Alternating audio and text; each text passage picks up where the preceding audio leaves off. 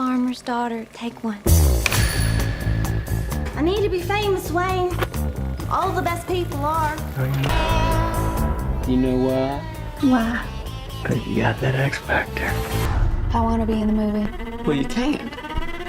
The story can't just change. आज की कहानी कुछ ऐसे लोगों पर है जो फिल्म की शूटिंग करने के लिए एक ऐसी जगह पर जाते हैं जहां जाना उनकी जिंदगी की सबसे बड़ी भूल साबित होता है। दरअसल ये लोग कुछ ऐसी फिल्में बनाते हैं जिनकी शूटिंग किसी आम जगह पर करना मुमकिन नहीं होता।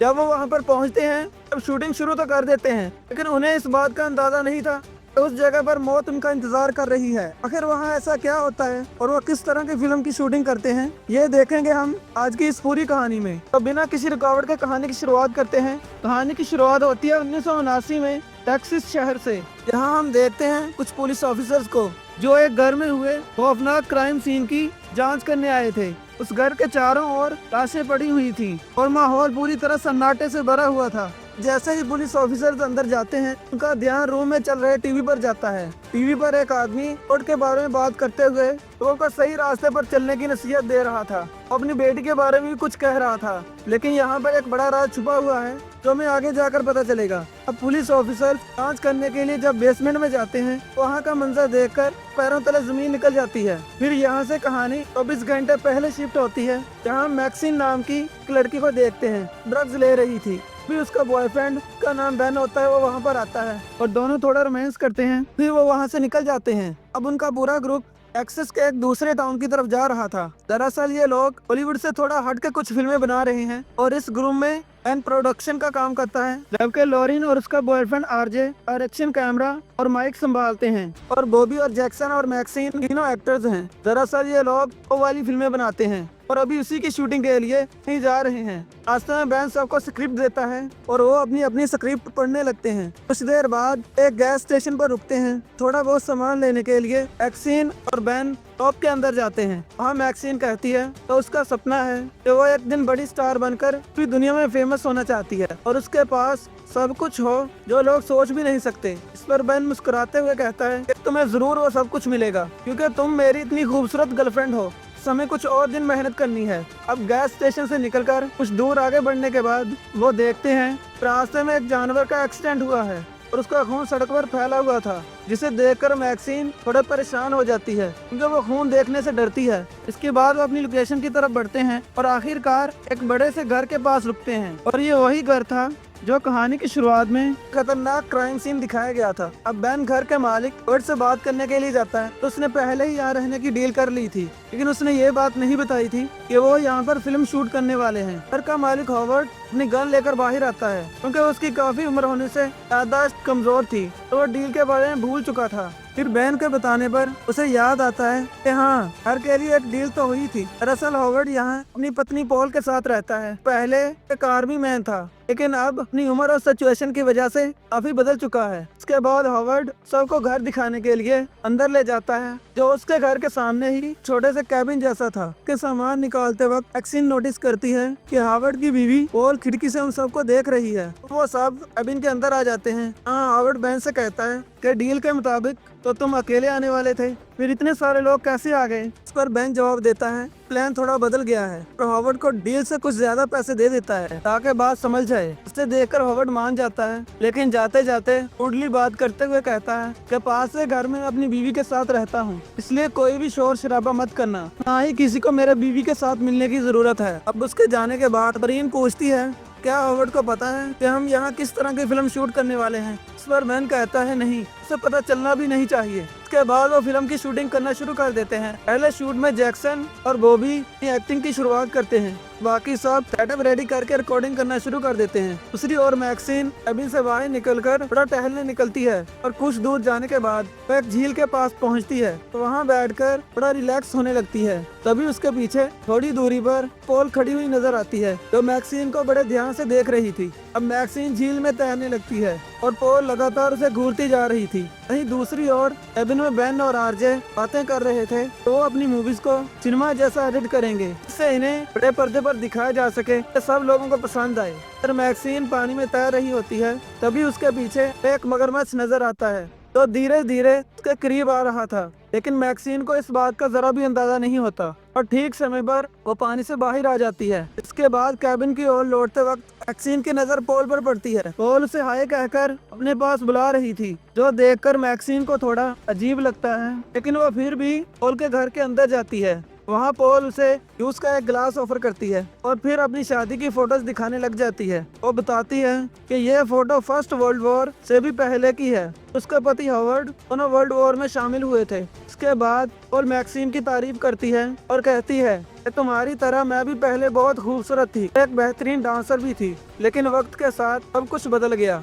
फिर वो मैक्सिन को अजीब तरह से टच करती है, जिससे मैक्सिन को थोड़ा सा अजीब फील होता है। इतने में बाहर से हार्वर्ड की गाड़ी की आवाज आती है। वो मैक्सिन को जाने के लिए कहती है, तो ये भी बताती है ये राज किसी को मत बताना, और मैक्सिन ये समझ नहीं पाती। इसके बाद वो हार्वर्ड से छुपकर कैबिन में भागते हुए आने लगती है। तभी रास्ते में तो बेन मिल जाता है, तो उसे कहता है कि तुम्हें जल्दी से नेक्स्ट शूटिंग के लिए तैयार होना है, मैं तुम्हें कब से ढूंढ रहा था। तो घर पर हार्वर्ड आता है तो जूस की गिलास देखकर समझ जाता है कि घर में कोई आया था। इससे वो अपसेट हो जाता है क्योंकि उसने पोल के पास आने के लिए को मना किया था। अब मैक्सिन रेडी होकर ड्रग्स लेती है और खुद से बोलती है कि वो किसी भी हालत में अपनी लाइफ बनाकर रहेगी। फिर वो शूटिंग के लिए जाती है। सब लोग सेटअप रेडी करते हैं, जहाँ स्क्रिप्ट के मुताबिक एक्शन के साथ मैक्सिन तूफान भूकंप वाली सीन शूट करने लग जाती है। वो लोग सीन शूट कर ही रहे होते हैं, तभी हम देखते हैं कि पॉल उस घर के बाहर आती है, विंडो से ये सब देखने लगती है और वो खुद को मैक्सिन के अंदर इमेजिन करती है। अब रात के वक्त हार्वर्ड घर पर अपसेट होकर बैठा हुआ था। अभी पॉल उसके पास आती है और उसके साथ तूफान लाने की कोशिश करती है, लेकिन हार्वर्ड उसे रोक देता है और उसे कहता है कि वो ये सब नहीं कर पाएगा क्योंकि उसका दिल कमजोर है। ये सुनकर पॉल बहुत ही ज्यादा उदास हो जाती है। वहीं दूसरी तरफ कैबिन में सब लोग बैठे हुए थे, ये बातें कर रहे थे। तब लोरीन वहाँ बेन से पूछती है कि तुम मैक्सिन से प्यार करते हो और उसे एक दूसरे मर्द के साथ कैसे देख पाते हो। तब बेन कहता है कि हाँ, मैं उससे प्यार करता हूँ, लेकिन बाकी सब तो एक एक्टिंग है। में एक दूसरे से प्यार जरूर करते हैं, लेकिन उसके लिए सब कुछ दिल में दबा कर तो नहीं रख सकते। प्यार अपनी जगह पर है, काम करना एक अलग चीज है। और तुम देखना, इससे लोगों को बहुत मजा भी आने वाला है। बहुत ही जल्द हमारी फिल्में मार्केट में लाखों कमाना शुरू कर देंगी। इसके बाद जैक्सन गिटार बजाना शुरू कर देता है तो वो भी गाना गाती है। सब सुन रहे होते हैं। जब गाना खत्म हो जाता है अब लोरीन कहती है मैंने मन बना लिया है कि मैं भी अब इस मूवी में एक्टिंग करूंगी। इस पर इसका बॉयफ्रेंड अर्जे मना करता है कि तुम्हें ऐसा करने की कोई जरूरत नहीं, पर लोरीन नहीं मानती, अपनी जिद पर अड़ी रहती है। ये सुनकर बेन कहता है कि मैं प्रोड्यूसर हूँ, इसीलिए कौन कैसा काम करेगा मैं डिसाइड करूंगा। इसके बाद वो आरजे को कैबिन से बाहर ले जाता है, तो वहाँ उसे समझाता है कि तुम्हें उसे रोकना नहीं चाहिए क्योंकि वो मन बना चुकी है। अगर तुमने उसे रोक भी लिया तो वो कभी ना कभी छुप कर ये सब कुछ जरूर करेगी। बैन के समझाने पर मान तो जाता है और उसका मन अभी भी राजी नहीं था। फिर कुछ देर के बाद लोरीन अपने शूट के लिए रेडी होती है और जैक्सन के साथ तूफान और भूकंप वाली सीन शूट करने लगती है, जिसको आरजे सब कुछ होते हुए रिकॉर्ड कर रहा था। ये सब कुछ खत्म होने के बाद रात में जब सब लोग सो रहे होते हैं तब आरजे को हम बाथरूम में देखते हैं, जहाँ पर वो बहुत ही दुखी होकर रो रहा था कि वो लोरीन से प्यार करता था और जो आज उसने देखा उसको बर्दाश्त नहीं हो रहा था। इसके बाद वो गुस्से में आ जाता है, घर में सबको छोड़कर अकेले ही वापस जाने लगता है। लेकिन जब वो गाड़ी लेकर गेट के पास पहुंचता है तभी उसे सामने पोल खड़ी हुई नजर आती है। ये देखकर उसके पास जाता है और उसे घर छोड़ देने की बात करता है। उसे लग रहा था कि शायद वो बीमार है, लेकिन पोल आरजे के साथ चिपकने की कोशिश करती है। उसे कहती है कि तुम मुझे उस नजरों से क्यों नहीं देखते जैसे अपनी गर्लफ्रेंड को देखते हो। इसे आरजे को बहुत अजीब लगता है और वो मना कर देता है, लेकिन इस बात से गुस्सा होकर पोल अचानक उसे पाइप से स्टेप कर देती है। फिर बार बार स्टेप कर करके उससे वहीं मार देती है। फिर वो खुद को यंग फील करके अजीब तरीके से साइको की तरह डांस कर रही होती है। इसके बाद गाड़ी की चाबी लेकर वहाँ से चली जाती है। फिर कैबिन के अंदर लोरीन की नींद खुलने पर वो पास में आरजे को नहीं पाती। अब वो बाहर जाकर चेक करने लगती है और वो उसे कहीं भी नहीं दिख रहा था। इतने में बैन भी वहाँ आ जाता है। अब लोरीन कहती है आरजे नहीं मिल रहा है, शायद वो मेरी वजह से नाराज होकर चला गया है। ये सुनकर दोनों उसे ढूंढना शुरू कर देते हैं। बैन उसे ढूंढने के लिए बेले की तरफ जाता है और लोरीन जब हार्वर्ड के घर के बाहर जाती है फिर हार्वर्ड भी बाहर आ जाता है और लोरीन को देखकर पूछता है कि उसकी वाइफ पोल को कहीं देखा है तुमने। वो भी कहती है कि उसका बॉयफ्रेंड आरजे भी नहीं मिल रहा। ये सुनकर हार्वर्ड टॉर्च लेने के लिए लोरीन को अपने साथ घर ले आता है।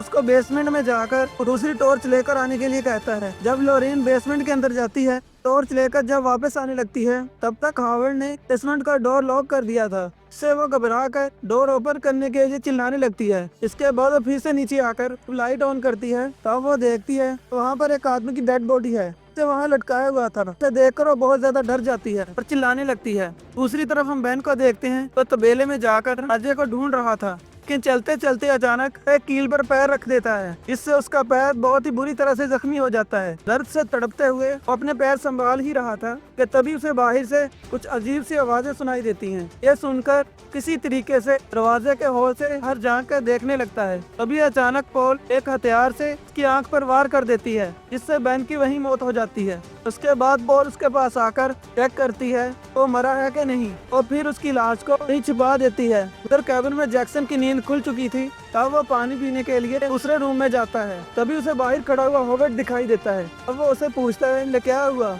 पर हॉवर्ड जवाब देता है कि उसकी बीवी पॉल यही गायब हो गई है। तब वो उसे मदद करने के लिए कहता है। यह सुनकर जैक्सन हॉवर्ड के साथ जाने के लिए तैयार हो जाता है। फिर दोनों झील के पास कर पॉल को ढूंढते हैं, लेकिन वो कहीं नजर नहीं आ रही थी। इस बीच कैबिन के अंदर मैक्सिन के पास पहुंचती है। कुछ देर तक अजीब नजरों से घूरने के बाद अपने कपड़े निकालती है। मैक्सिन के साथ उसी बेड पर लेट जाती है, उसे गलत तरीके से टच करने लगती है। पॉल का यह अजीब बर्ताव इस बात को साफ करता है कि पहली बार मिलने के बाद वो मैक्सिन के साथ जुड़ चुकी थी। उसने खुद को देखने लगी थी। उधर जैक्सन झील के दूसरी तरफ भी जाकर पॉल को ढूंढ रहा होता है और उसे वो नहीं मिलती, लेकिन उसे पानी में एक डूबी हुई कार नजर आती है। तो देखकर वो कुछ समझ नहीं पाता, वापिस आ जाता है और हॉवर्ड से इस बारे में पूछता है। इस पर हॉवर्ड जवाब देता है कि यहाँ अक्सर ऐसे लोग आते रहते थे तो बिल्कुल तुम्हारी तरह छोटे छोटे कपड़े पहनकर घूमते रहते थे। इससे मेरी बीवी काफी ज्यादा एक्साइटेड हो जाती थी, लेकिन जैक्सन को हॉवर्ड की बातें समझ नहीं आती। तभी अचानक हॉवर्ड अपनी गन से जैक्सन को शूट कर देता है, जिससे वहीं पर उसकी मौत हो जाती है। अब यहाँ पर सब कुछ साफ हो जाता है कि पॉल यहाँ आने वाले लोगों से कैच हो जाती है, क्योंकि हॉवर्ड उसकी जरूरतें पूरी नहीं कर पाता।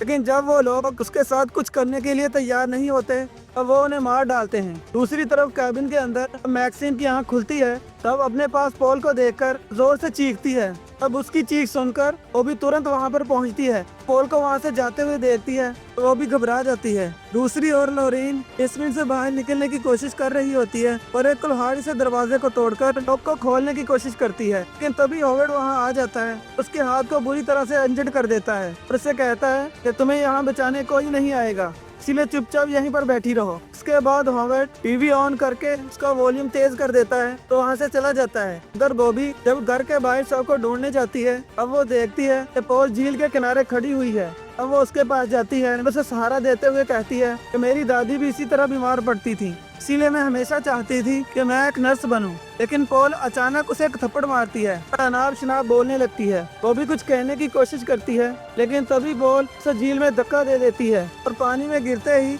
मगरमच्छ आकर बॉबी पर हमला कर देता है, जिससे वहीं पर वो मारी जाती है। इतने में हॉवर्ड वहाँ आकर पॉल से पूछता है कि यही तुम्हारी पसंद की लड़की थी। इस पर पॉल ना करती है, क्योंकि उसे तो सिर्फ मैक्सिन पसंद है। पर मैक्सिन कैबिन में सबको ढूंढ रही होती है। तभी वो हॉवर्ड और पॉल को वहाँ पर आते हुए देखती है, जल्दी से अंदर छुप जाती है। इसके बाद पॉल और हॉवर्ड कैबिन के अंदर आकर मैक्सिन को ढूंढने लगते हैं और बात करते हैं कि हमने उनमें से 4 को तो मार दिया है। फिर हॉवर्ड कहता है कि मैंने एक लड़की को बेसमेंट में बंद कर दिया है, तो वही तुम्हारी पसंद है। पर पॉल जवाब देती है कि नहीं, मेरी पसंद की लड़की बिल्कुल अलग है, बिल्कुल मेरी तरह दिखती है। फिर हॉवर्ड उसे याद दिलाते हुए कहता है कि तुम्हें पता है मैं तुम्हें कितना प्यार करता हूँ, तुम आज भी मुझे उतनी ही खूबसूरत लगती हो, लेकिन मैं वो सब कुछ नहीं कर सकता कि मेरा हार्ट इसे सहन नहीं कर पाएगा। की बातें हो रही होती हैं। मैक्सिन बेड के नीचे छुपकर उनकी सारी बातें सुन रही होती है। तो धीरे धीरे बाहर निकलती है, दौड़ते हुए वैन के पास पहुंचती है। गाड़ी के पास जाकर वो आरजे की बॉडी देखकर घबरा जाती है कि तभी उसे बेसमेंट से लोरेन की आवाज आती है। अब वो वैन से गन लेकर बेसमेंट की तरफ जाती है,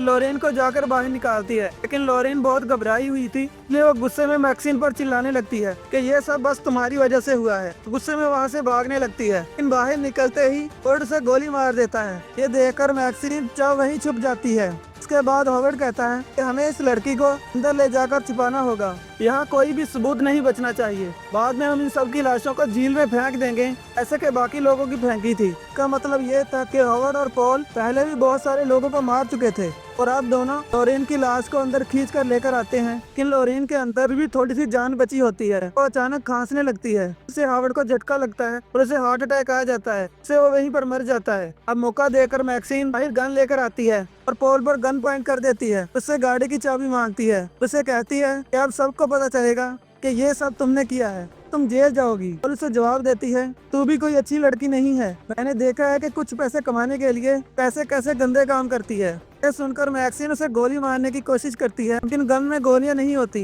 इसके बाद पॉल वहां से बढ़ के गन उठाकर अब मैक्सिन को शूट करती है। अब वो गन के झटके से उसे बाहर जाकर गिरती है। इससे मैक्सिन की जान बच जाती है। जब वो बाहर आकर देखती है कि पॉल गिरने की वजह से पूरी तरह से जख्मी हो चुकी है। पॉल दर्द में चिल्लाती है, मेरी मदद करो, लेकिन मैक्सिन उसे चुप रहने का इशारा करके गाड़ी में बैठकर गाड़ी स्टार्ट करती है। तेजी से आकर एकदम से पॉल का सर पूरी तरह से कुचल देती है। इसके बाद वो वहाँ से निकल जाती है। फिर हम देखते हैं वो गाड़ी चलाते हुए उससे बात कर रही होती है कि अब मैं वो जिंदगी नहीं जीऊंगी जिसे मैं डिजर्व नहीं करती और अपनी लाइफ खुद बनाऊंगी। और अब इस जगह से बहुत दूर चली जाती है। इसके बाद कहानी हमें शुरुआती सीन पर वापस ले आती है, जहाँ पर हम देखते हैं कि पुलिस क्राइम सीन की जांच कर रही है। वहीं टीवी पर जो आदमी स्पीच दे रहा था अपनी बेटी पर बात करता है, मेरी बेटी भी भटक गई है लेकिन एक दिन वो सही रास्ते पर जरूर आ जाएगी। इसके बाद सबको अपनी बेटी की तस्वीर दिखाता है। इससे हमें पता चलता है कि वो बेटी और कहीं नहीं कि मैक्सिन ही है, जो घर से भागकर अपनी लाइफ बनाने में लगी हुई थी। अब आखिर में इसको आरजे का कैमरा मिल जाता है। इस पर ऑफिसर आपस में बात करते हैं, इसमें क्या हो सकता है। इस पर सीनियर ऑफिसर कहता है कि मुझे लगता है कि यहाँ पर जरूर किसी हॉरर मूवी की शूटिंग हो रही थी। फिर यहीं पर इस फिल्म का पहला पार्ट खत्म हो जाता है। दोस्तों, इस फिल्म का पहला पार्ट देखकर आपके भी मन में बहुत सारे सवाल आ रहे होंगे कि एक बूढ़ी औरत आखिर इतनी खतरनाक कैसे हो सकती है। लेकिन इस कहानी का दूसरा पार्ट देखने के बाद आपको समझ में आ जाएगा कि पॉल आखिर इतनी खतरनाक कैसे बनी और मैक्सिन को आखिर इस तरह की फिल्में बनाने की क्यों लत लगी, क्योंकि दूसरे पार्ट से जुड़े हुए हैं। अगर आप दूसरे पार्ट के लिए इंटरेस्टेड हैं हमें कमेंट करके जरूर बताएं और मैं उम्मीद करता हूं कि आप लोगों को ये कहानी जरूर पसंद आई होगी। और अगर आप लोग हमारे चैनल पर पहली बार आए हैं तो वीडियो को लाइक करके चैनल को सब्सक्राइब कर लीजिए। तो मिलते हैं फिर से एक नई वीडियो के साथ, तब तक के लिए keep watching and stay safe. Good bye.